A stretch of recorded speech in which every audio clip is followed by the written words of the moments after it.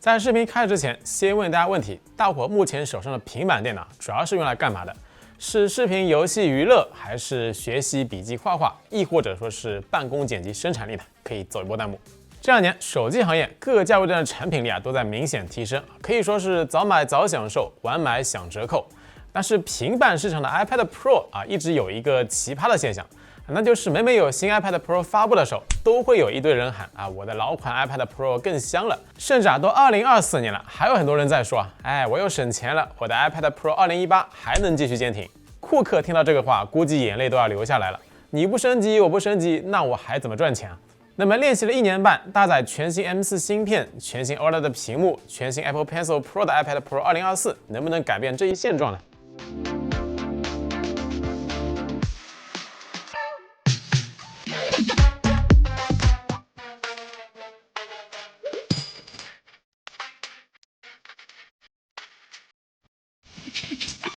按照以往的经验这代 iPad Pro 能上一个满血的 M3 芯片就已经很不错了，毕竟往年呢都是 Mac 首发，在下放的 iPad Pro 上。但是万万没想到，这次的 M4 直接让 iPad Pro 来首发了。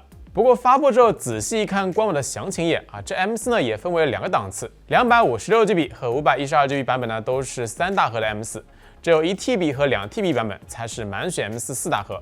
好消息呢是 GPU 没啥区别。坏消息呢是，除了 CPU， 内存也动了刀。16GB 内存捆绑满血 M4， 残血版本 M4 呢就只能用8GB 内存了。而且更离谱的是，根据国外的拆解分析，8GB 内存版本是12GB 屏蔽4GB 之后的产物只能说 It's something only Apple can do。新芯片到手之后，先测一波理论性能。CPU 方面 ，Geekbench 6单核呢是3886，多核呢是13264。对比上代 M2， 分别提升了48.9%和31.8%。如果是横向对比，目前安卓平板性能称得上是遥遥领先一大截。在 3D Mark Wide Life 测试中 ，M4 10核 GPU 成绩来到了192.9帧，相比 M2 提升了26%同样也是遥遥领先天玑9200、骁龙8 Gen 平板性能。所以即便是残血版本的 M4， 综合性能相对于22款 iPad Pro 依然有明显提升，尤其是这个 CPU 部分。性能这么强，那么生产力应用层面有没有什么大变化呢？好像并没有虽说 M4 很强，但是 iPad OS 的软件生态和我们之前评测22款 iPad Pro 时呢，并没有什么本质区别。对于这代 iPad Pro 来说性能层面最核心的应用场景还是原神启动。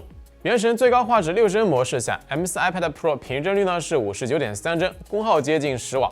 看帧率数据呢，有掉帧的地方，但基本是一条直线。机身最高温度呢只有41.4度，位于背面中心位置。如果你不是放在腿上玩，那么基本是感觉不到什么发热的。M2 iPad Pro 最新复测，平均帧率呢降到了55.4帧，游戏前面8分钟依然是很稳的之后呢出现了小幅波动，11分20秒之后，帧率开始在50到60之间上蹿下跳。整机功耗呢是11.6瓦，机身最高呢是44.5度。因为2台 iPad Pro 原神高渲染精度下的分辨率呢都是2K 级别所以说无论是显示画面的精细度、综合画质表现，都是远胜安卓端平板的。既然这2K 6帧原神轻松拿捏了，那么120帧模式行不行呢？从实测结果来看，2K 120帧还是没戏，进入游戏不到20秒就直接锁80帧了。后半程呢连80帧都稳不住，20分钟游戏平均帧率呢是76.3帧，功耗呢是12.6瓦，机身最高呢是44.1度。M2 iPad Pro 坚持了大概40秒，但是后面直接跌到了70多帧，10分半开始基本就是40到50帧之间来回波动了。平均帧率呢是56.5帧，整机功耗呢是12.3瓦，机身最高呢是44.3度。这么看来如果说能够给个80帧的选项 ，M4 iPad Pro 在2K 分辨率下稳住呢，应该是没啥问题了。这个测试环节，24款的原神性能对比22款呢提升约35%左右。但是不得不说米哈游这波设定呢确实挺奇葩的。这 PC 上有这么强的硬件，硬是不给开放高帧率，反倒是 iOS 端常年给到了120帧。既然2K 120帧挑战失败，那么我们就降一点画质，把渲染精度改成中试试。结果呢还是不行，前面2分钟可以到平均111帧，后面呢是全程锁80帧。不过后半段全程帧率倒是挺稳的，20分钟游戏平均帧率呢是81.7帧，整机功耗呢是10.8瓦，机身最高温度呢也才41.9度，还算是比较凉快的。M2 iPad Pro 相同设定下，平均呢是72.4帧，整体的帧率稳定性、功耗差距呢依然挺明显的。原神都测了，那么负载压力更大的星铁自然也不能落下了。最高画质60帧模式下 ，M2 iPad Pro 除了最开始1分40秒满帧，后面帧率基本是在32到48之间大幅波动，根本是稳不住啊。平均帧率呢是43.8帧，功耗呢是11.6瓦，机身最高温度呢是43.9度。M4 iPad Pro 帧率呢直接稳成一条直线了，基本是没什么波动。最终帧率呢是59.4帧。不过和原神相比啊，帧率稳住60帧的情况下，整机功耗达到了13.5瓦，机身最高温度呢有44.4度。考虑到新台的压力啊，120帧模式我们就直接来测中渲染精度了。测试结果呢就是连80帧都稳不住，11分钟开始基本是60帧到80帧之间跳动。最后平均帧率呢是75.8帧，功耗有接近14瓦啊，机身最高温度呢也是来到了45度。对比同条件下的 M2 iPad Pro， 平均呢是57.2帧，功耗呢是12.2瓦。11分钟之后基本是40到60之间频繁波动了，机身最高呢是44.3度。从上面的游戏测试中也可以看出啊，这一代 iPad Pro 的机身散热确实有所加强，性能释放从12瓦提升到了14瓦左右。不知道下半年 iPhone 16系列的散热会不会也来一波加强？iPad Pro 的外观从进入全屏时代开始，基本就没什么大变化了，都是细节上的一些小修小改。这一次前置摄像头模组呢换到了长边上，符合大多数人使用 iPad 的场景，特别是横屏视频会议的时候，不会像老款那么死亡视角。后置摄像头区域从玻璃覆盖改成了机身同色的金属，从一体性角度来说呢，提升挺大，但是大小眼看着呢确实挺强迫症的。后置摄像头抠掉了一颗超广角啊，对我来说呢是完全没啥影响。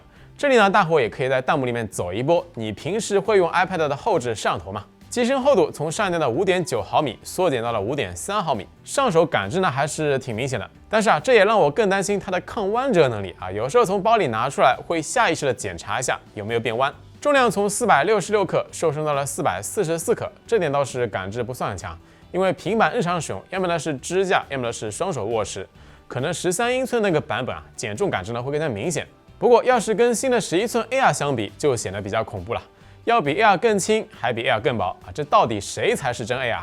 屏幕呢从 LCD 屏换成了双层 OLED 之后，对比之前没上迷你 L 的11寸 iPad Pro， 确实呢是一眼的提升，能黑下去，能亮上来，还少了拖影。实测全屏手动最高亮度呢是585尼特，6个区块平均激发亮度呢是966尼特。虽然说不如现在手机来的亮，但是对比上代567尼特，那可是亮太多了。我们也是测试了一下国内主流平台的 HDR 和杜比世界。M4 iPad Pro 也都能够开启，4扬声器的开孔更多更长，实际体验下来呢，跟上代基本没啥大差别，反正都是平板里面最顶级的那一档。实际的扬声器效果，大家可以戴上耳机简单试听一下。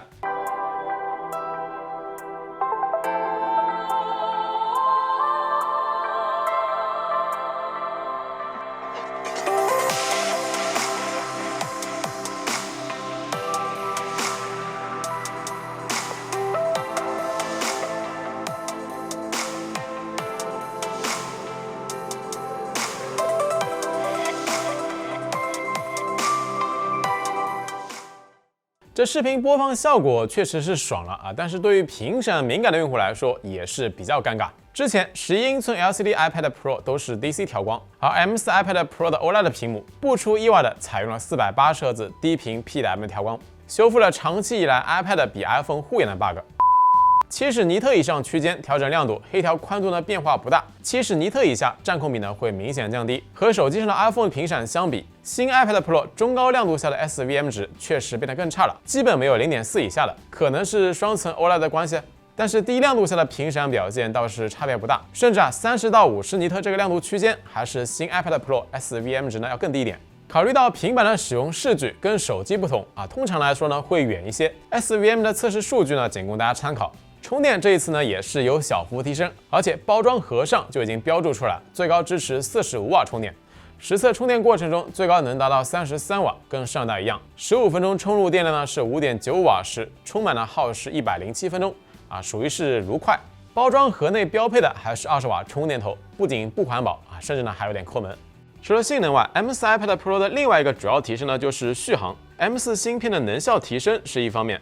OLED 屏幕播放视频相对更加省电呢是另外一方面，100%电量到关机的视频续航测试中，最终续航成绩呢是7小时40分，对比升级到最新 iOS 17的 M2 iPad Pro 提升还是很大的。不过和安卓平板加手机 SoC 相比啊，续航呢还是有些差距。整台机子最让人膈应的部分就是 M4 iPad Pro 只支持新的 Apple Pencil Pro 以及 Seiko 的3代减配笔。如果说你想升级手上的 iPad Pro， 而且恰好在用2代笔，那么就得连这支笔一起升级了。It's something only Apple can do. 说实话，新 iPad Pro 硬件方面的升级呢，确实挺大。M4 移动端无敌的性能，视频观影效果明显提升了双层 OLED， 可以说是娱乐平板的天花板了。但是这些提升能让新 iPad Pro 的生产力同时也提升吗？好像并不能。最关键一点是 iPad Pro 的整体定价已经从原来的6000加飙升到了今年的8999元，这个价格基本已经是和 MacBook Air 是一样了。如果说再加个妙控键盘，价格就直接奔着1万加去了。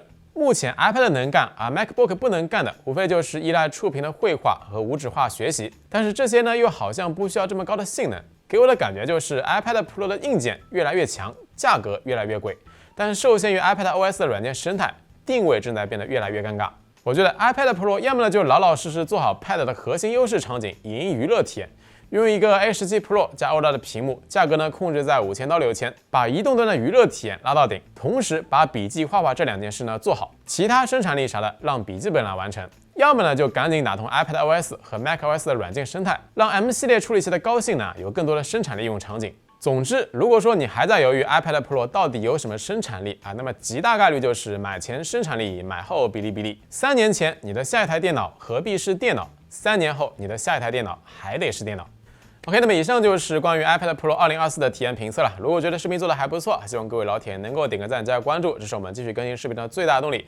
当然，也不要忘了打开拼多多搜索实名数字82388，或者说点击评论区去百补贴搜罗更多超值好物。那我们下期视频不见不散，拜了个拜。